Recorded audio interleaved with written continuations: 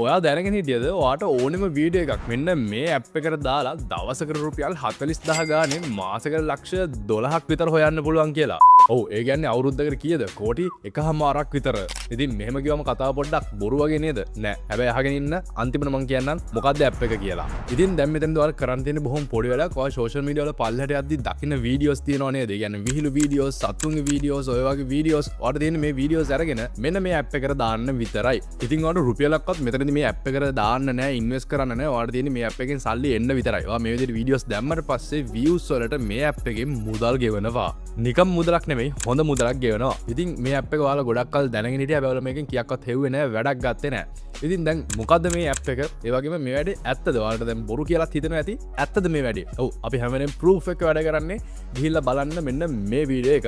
මේ වීඩියෝ එකෙන් ඔයාලට ඔයාගේ ඇස් දෙකෙන්ම proof බලා ගන්න පුළුවන්. ඉතින් මේ ඉන්න කොල්ලා එක මාසෙක විතරක් මේ වැඩේ කරලා ලක්ෂ 14ක් හොයනවා. ඉතින් මේ අවුරුදු ගානක කලින් නෙමෙයි, මේ අවුරුද්දේ 26 මේ මාසේ තමයි මෙයා මේ ගාන හොයලා තියෙන්නේ, මාර්තු මාසේ.